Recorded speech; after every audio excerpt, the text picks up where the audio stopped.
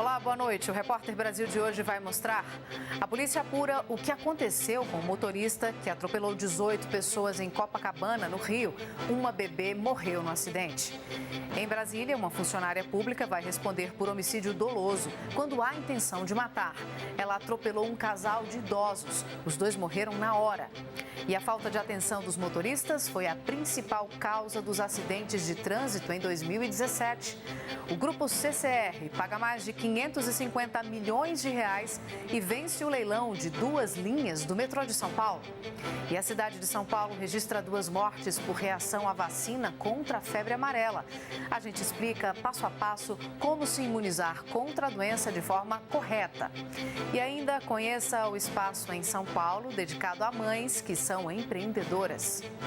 De Brasília e com emissoras públicas de todo o país, começa agora o Repórter Brasil.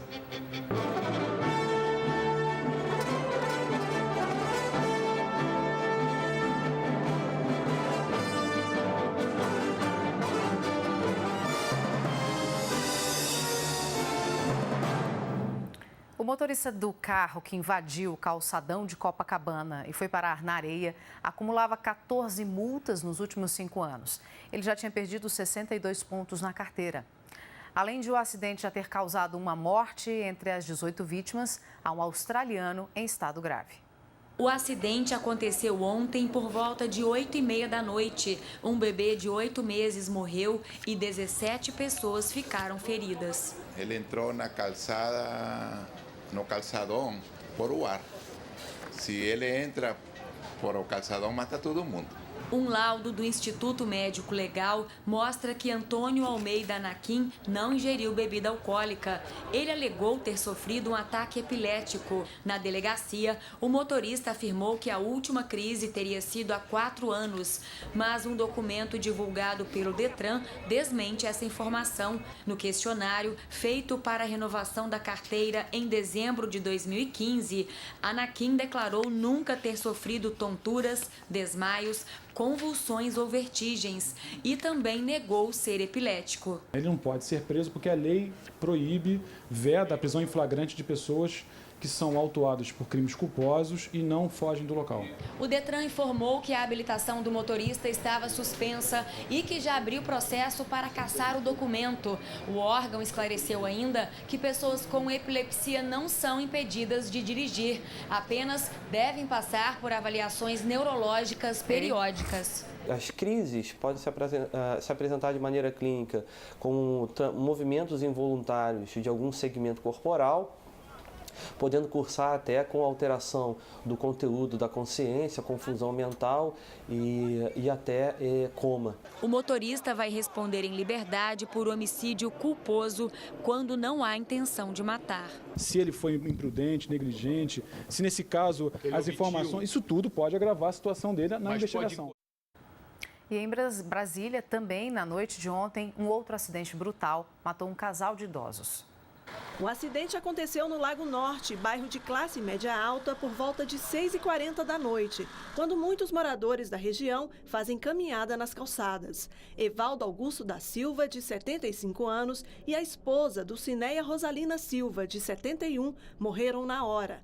A câmera de segurança de uma casa próxima ao local mostra o momento em que o carro preto passa em alta velocidade, quase atropela um outro casal, segundos antes de atingir as vítimas. Depois da colisão, o veículo derrubou um poste e só parou após atingir uma árvore.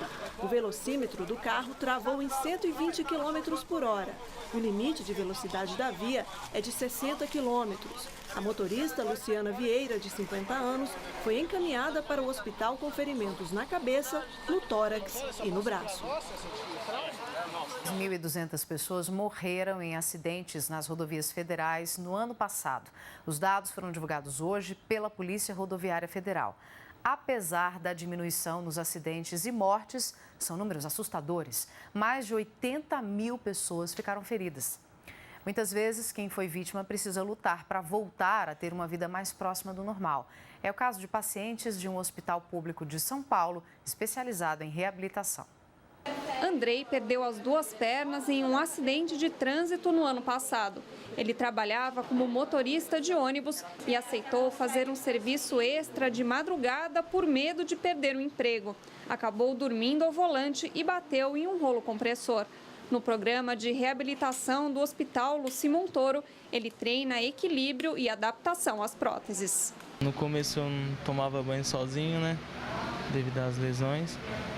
Não saía na rua sozinho, agora eu estou mais independente. De acordo com dados divulgados hoje pela Polícia Rodoviária Federal, só em 2017 foram quase 90 mil acidentes, número menor que em 2016. O número de feridos graves e de mortes também diminuiu. Ainda segundo a polícia, a maior parte dos acidentes é causada por falta de atenção, seguida pelo excesso de velocidade, a ingestão de álcool e desobediência à sinalização. Este médico fisiatra conta que a maioria dos pacientes acidentados são motociclistas, mas as lesões mais graves acontecem com os pedestres. Esses acidentes, eles mudam muito a história das pessoas. Elas estavam levando suas vidas como elas costumam, e aí acontece um fato que muda muito a biografia. Se você perdesse a sua perna, como você iria para o banheiro, né? Como seria voltar a tomar banho com alguém te ajudando? O maior desafio dos pacientes que chegam aqui ao Luci Montoro é retomar essas pequenas atividades do dia a dia. Aqui esse grupo está reaprendendo a arrumar as camas e também a dobrar e guardar roupas no armário. Sônia tira a tarefa de letra. Ela perdeu a perna em um atropelamento, mas nunca deixou de ser ativa. Dona de casa não pode parar, amiga. É o que eu falo, eu perdi o pé, a perna, mas eu estou viva e eu me sinto bem. As más condições do transporte público estão levando muitos brasileiros a buscar outras alternativas, como os aplicativos de transporte particular. É o que revela uma pesquisa inédita sobre mobilidade urbana no país, divulgada nesta semana. A maioria dos brasileiros está infeliz com o transporte público. Nas ruas, as reclamações são frequentes. Eu acho que a qualidade assim poderia melhorar bastante, né? Tem ônibus quebrado, ônibus que não funciona nos horários que a gente gostaria que fosse. A linha que eu pego não tem concorrente, então só tem uma linha, demora, o ônibus é muito cheio, não é uma coisa confortável. 57% dos brasileiros têm uma visão negativa ou muito negativa das operadoras de ônibus. Apenas 39% consideram o serviço positivo ou muito positivo. Os dados são de uma pesquisa encomendada pelo Instituto Clima e Sociedade com o Instituto Escolhas. O estudo também mostra os impactos do surgimento de aplicativos como o Uber. Quase um terço dos entrevistados utiliza essa opção, sendo que praticamente metade deles andava de transporte público antes. Apesar disso, grande parte apoia melhorias no transporte público e prefere que o setor tenha prioridade de investimentos ao invés da infraestrutura para carros. O ônibus ainda não é uma solução que traz rapidez, que traz conforto ou que traz até modicidade tarifária para a gente.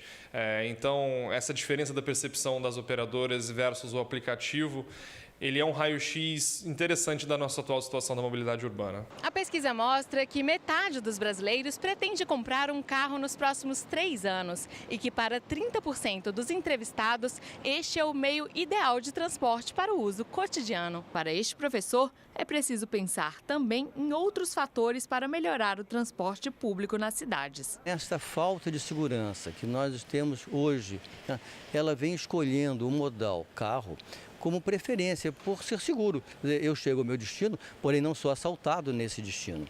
E isso é uma coisa muito importante no sentido da melhoria da mobilidade. O Grupo CCR foi o vencedor do leilão de concessão das operações de 2 linhas do metrô de São Paulo. Uma delas já em operação e outra que ainda está sendo construída. A empresa já administra a única linha que hoje é privatizada no metrô paulista. Apenas 2 propostas foram apresentadas no leilão. O lance vencedor do grupo CCR foi de 553 milhões de reais. A empresa também vai pagar 1% da receita bruta mensal para operar os serviços nas 2 linhas. O pregão foi marcado por protestos de funcionários do metrô. Ontem, trabalhadores realizaram greve de 24 horas contra a privatização. O Sindicato dos Metroviários afirma que o dinheiro gasto na construção das linhas é muito mais alto que o valor pago pela empresa vencedora do leilão. Já o governo paulista alega que a comparação não é válida, pois as estruturas não estão à venda e a licitação se refere somente à operação dos serviços. O Ministério dos Transportes proibiu o tráfego de avião de grande porte no aeroporto da Pampulha, em Belo Horizonte. As viagens para outros estados começariam na próxima segunda-feira. Na lista de chegadas e partidas, poucos voos e poucos destinos. Apenas as pequenas aeronaves operando no terminal. Os embarques e desembarques dos grandes aviões estão mais uma vez suspensos na Pampulha. O Ministério dos Transportes anunciou que o aeroporto seguirá funcionando com restrições. O novo veto atende a uma decisão do Tribunal de Contas da União, que viu irregularidades na volta das aeronaves que operam longos trajetos. Em outubro, os jatos acima de 50 passageiros tiveram a permissão para aterrissar e as companhias aéreas puderam, a partir de novembro, planejar as rotas. A decolagem, prevista para o período de verão, não aconteceu e a operação que marcaria este retorno, na segunda, dia 22, foi cancelada. No aeroporto, podemos ver que a empresa aérea continua o planejamento. Em nota, a empresa afirma que está atendendo a uma resolução da ANAC, devolvendo o dinheiro de quem já comprou as passagens ou remanejando clientes para outras linhas que chegam a Belo Horizonte.